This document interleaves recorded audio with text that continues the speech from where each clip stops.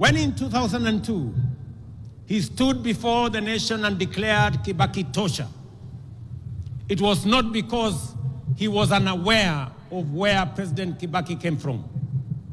It was because he saw beyond geography and ethnicity. He saw Kenya as one united nation under God. Fellow countrymen and women, it would therefore be a desecration of his legacy if we were to allow ourselves to be divided by sectarian interests, by the peddlers of hate, or by the see nothing good about Kenya battalion. The fifth lesson from Baba's life is one of unshakable faith in the future. He was a die-in-the-wool eternal optimist. Through every trial, setback, and triumph, the Right Honorable Raila believed that Kenya's best days were still ahead.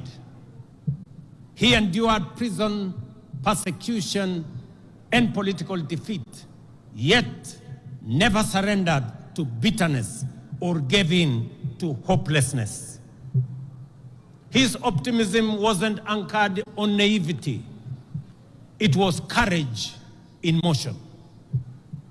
His life was a constant reminder that no setback is final, no dream too distant, and no obstacle insurmountable for a people determined and are united by purpose. Raila Amolo Odinga aspired and labored for a Kenya that is free, that is fair, governed by the rule of law, and filled with limitless opportunity for all of us. Baba envisioned and fought for a nation where, in the immortal words of our national anthem, justice is everyone's shield and defender, where we all dwell in unity, peace, and liberty, and a Kenya that has plenty within its borders. It goes without saying that it is precisely because of great and irrepressible giants like Raila that we find within ourselves the courage and inspiration to go further, to dream bigger, and to pursue higher ideals. For greatness and nobility are never achieved by settling for the ordinary or the comfortable. They are seized by those who dare to push the frontiers of possibility, by those who refuse to be confined by what is, but instead reach boldly for what could be. It is in that restless, relentless pursuit of higher ideal, in that unyielding spirit of aspiration, that humanity advances and nations rise.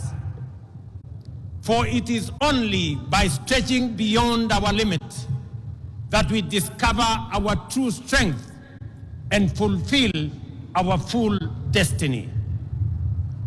Fellow citizens, as we emerge from a week of profound sorrow and reflection, and as the nation continues to observe the 7 days of mourning on the passing of our former Prime Minister, it is both fitting and worthy that we anchor this year's Mashujaa celebration in the extraordinary and consequential life of our departed legend, the Right Honorable Raila Odinga.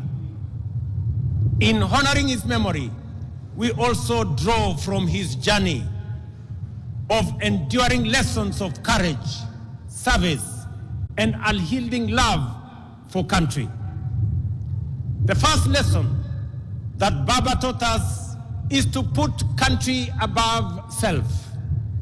Time and again, he reminded us that no disagreement is greater than our unity, no ambition more important than our peace, and no personal interest higher than the welfare of our nation.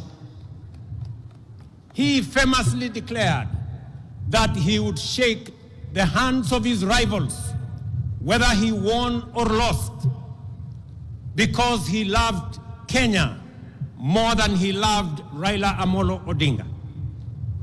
That was the measure of the greatness of a man. Early this year, when I invited him to address our cabinet retreat, Baba reiterated the need to ensure, above all else, that Kenya remains a stable and a secure nation. He reminded us that we may hold lofty visions and great ambition, that we may dream big, daring dreams, but without a country and a stable political environment, they would remain mere wishes. Perhaps more significantly, he told us that an imperfect nation striving for perfection is far better than one that is consumed by chaos and anarchy. And he could readily point to countries in our region that were once stable, but later descended into turmoil and disorder, and decades on, they are yet to regain their stability. Their people still enduring untold suffering and loss.